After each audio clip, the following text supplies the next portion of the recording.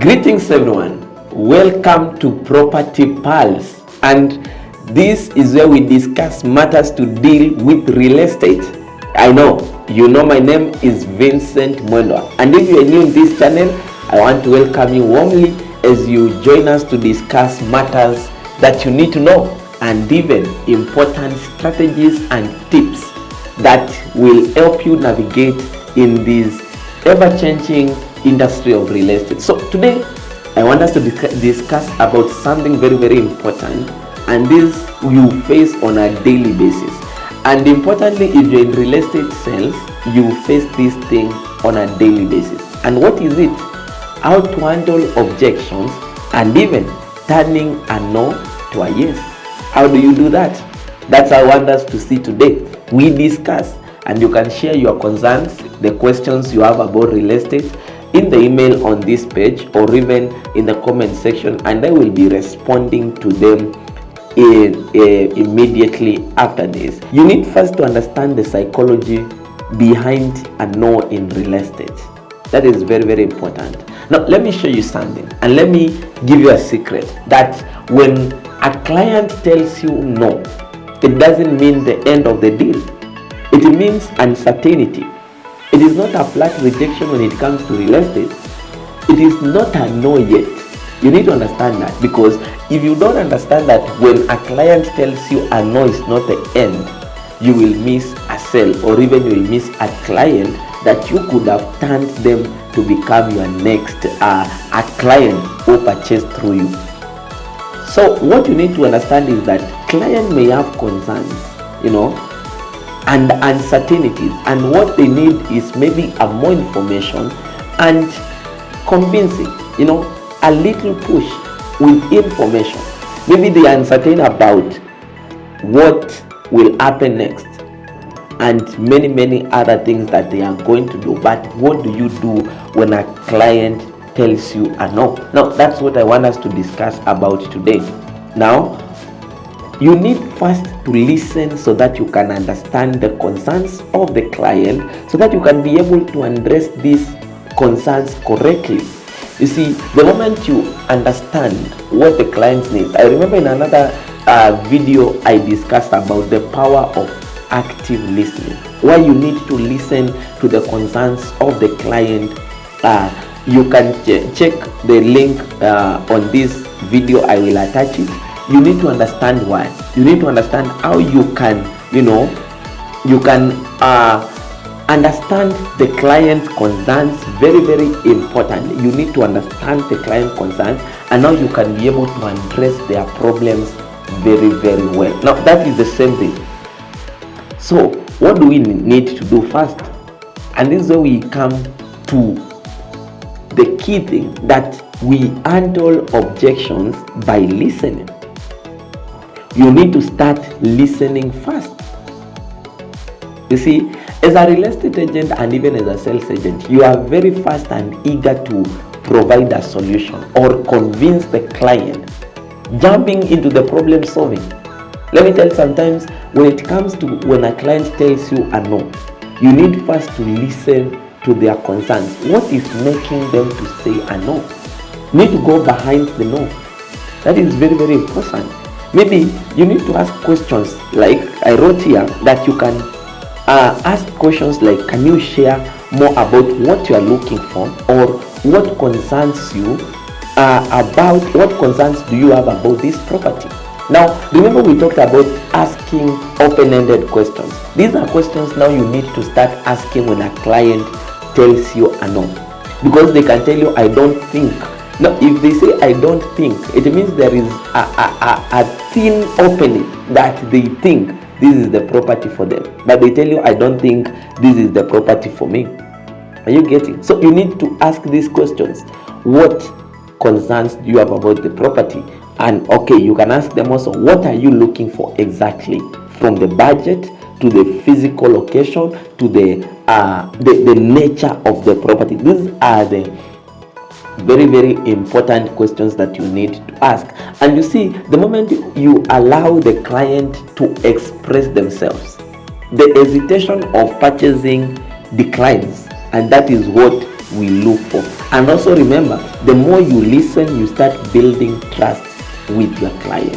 Very, very important. Now, there are some common objections that you face on a daily basis. Let me hear them out and then we will discuss them one by one.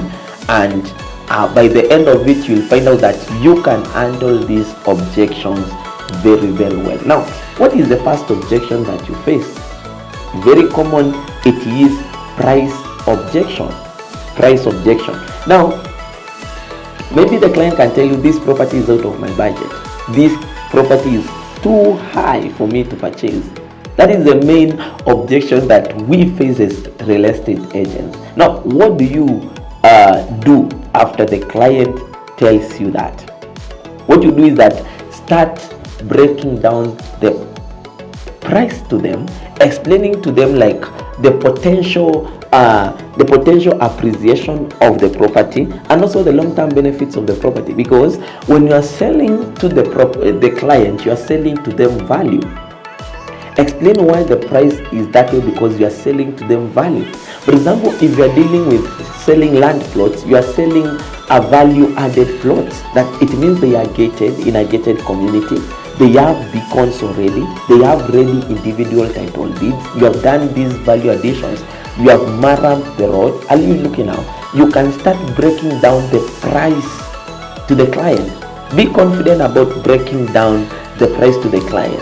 Tell them why this property is going at this market price, and then when you are breaking down, you will find out that the client now is following why the property fits into that market price. Now, that is the first objection, is about the price.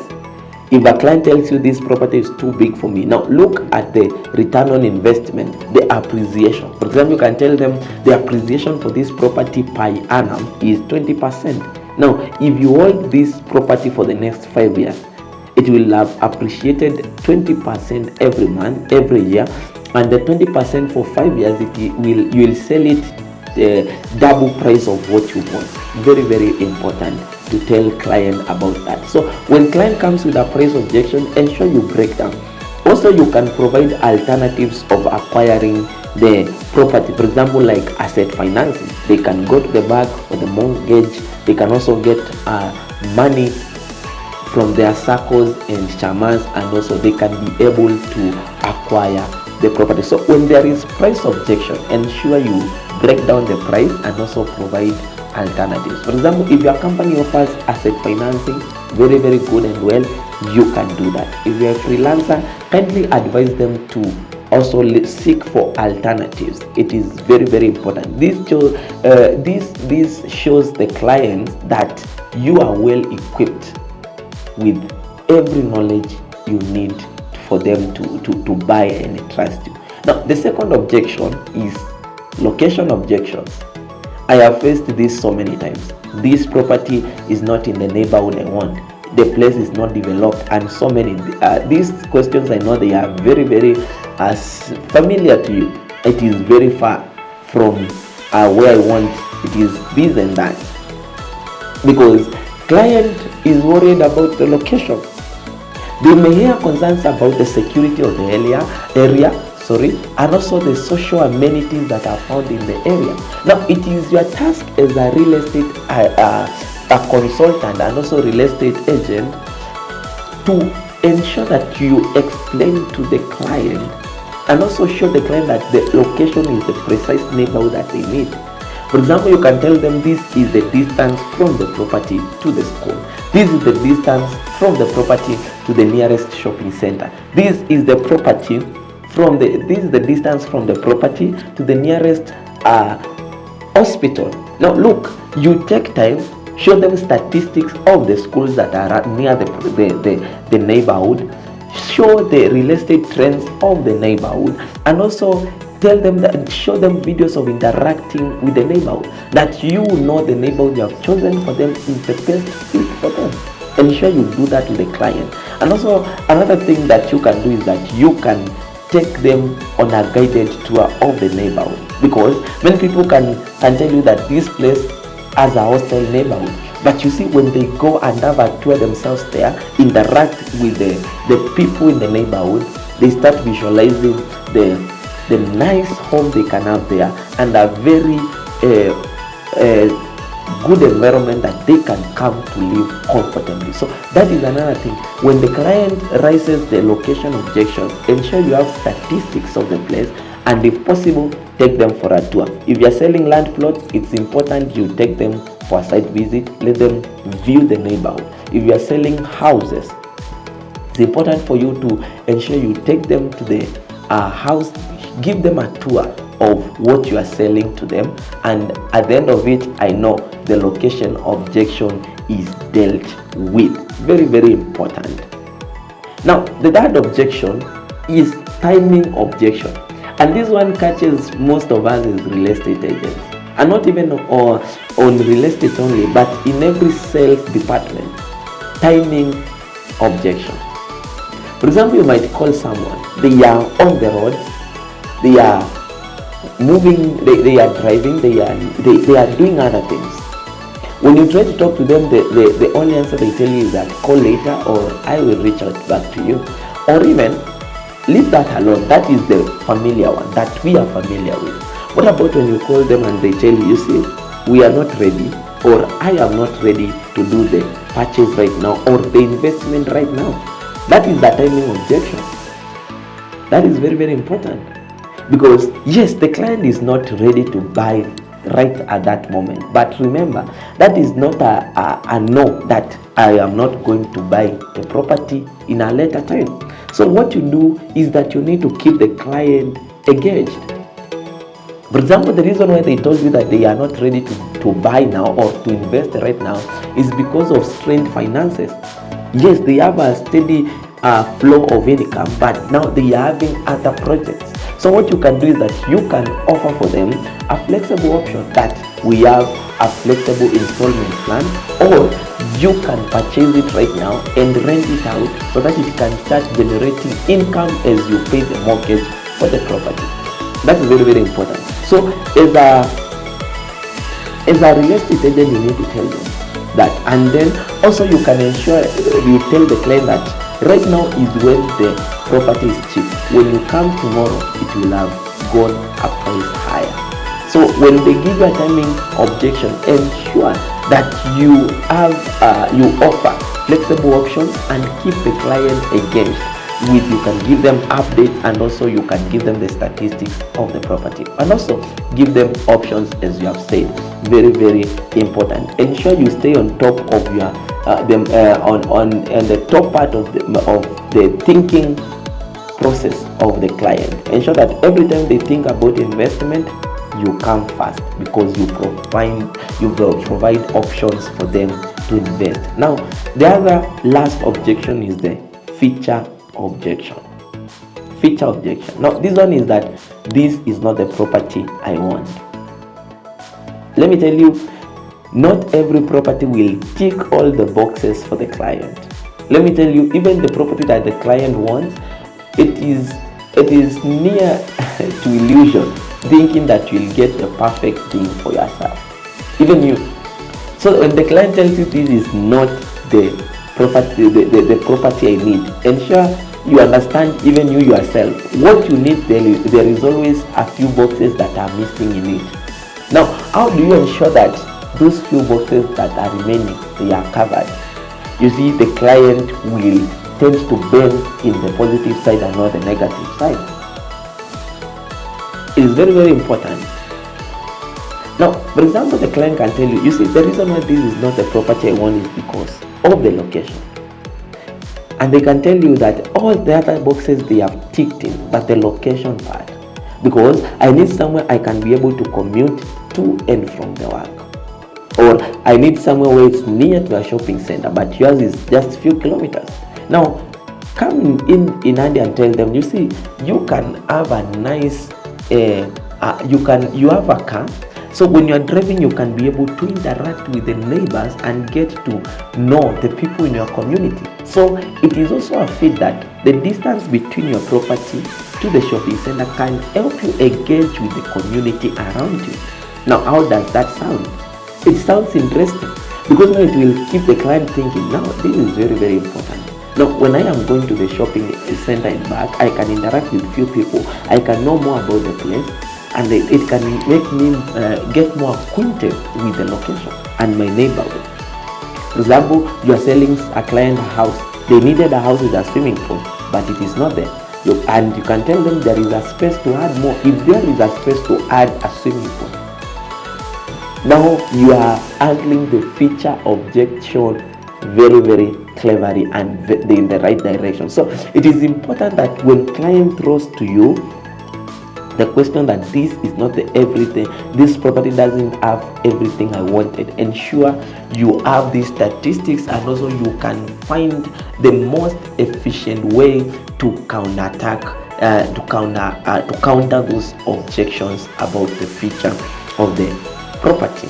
Now the other thing is about, now you can use empathy to build trust. You can use empathy and build trust. Now, how do you do this? Empathizing is not the same as sympathizing. Sympathizing, I can tell the client, it's okay, you will find property that fits all your boxes. You can find a property that you are looking for. That is sympathizing with the client. But now empathizing is that you put yourself in the client's shoe.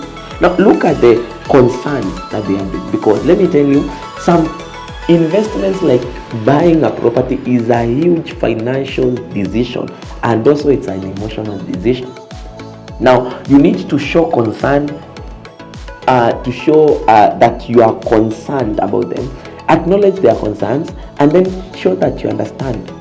Sometimes many real estate agents, the reason why you lose a client is because you are stone cold. You don't show the client that you understand. You don't show client that you acknowledge their concerns.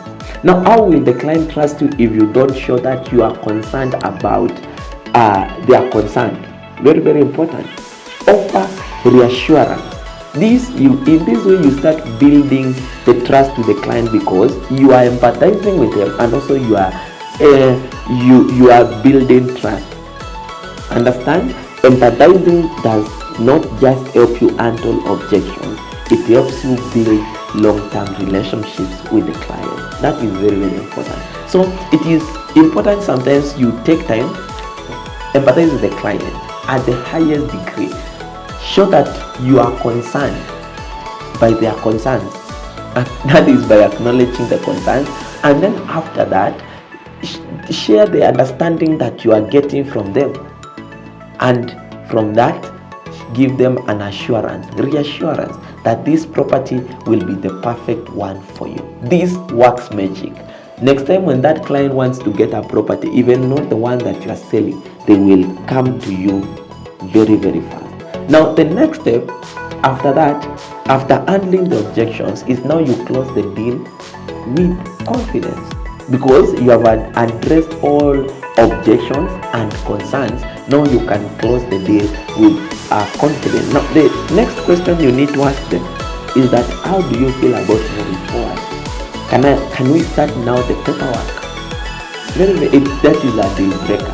That when you have addressed the concerns and you have shown that these objections, you have handled the objections at the highest level, that you can now take the step further by asking the client, can we move forward? How do you feel if we can start paperwork? And mostly, if you have addressed the objections well and concerns, the only answer that you're going to get is a yes. You have turned the objections and no to a yes. Very, very important. Now, let me discuss something else before I finish. That, you see, the client can reject right now, but you can turn that rejection into a future opportunity. Very, very important. Many people, when the client tells you a no, it ends there. Like, you stop reaching out to them, you just stop talking to them. But that is not the right way to deal with it. Handling objection is part of the real estate game. You need to understand that. It is not the end of the road. It is just the start. Sometimes it is start of a string of recurring clients. Very, very important. You see, when a client rejects you, maybe it means that they may not be ready at the moment, but in the future maybe it's something they might consider. So what you do is that stay in touch, follow up periodically, and maintain a positive relationship.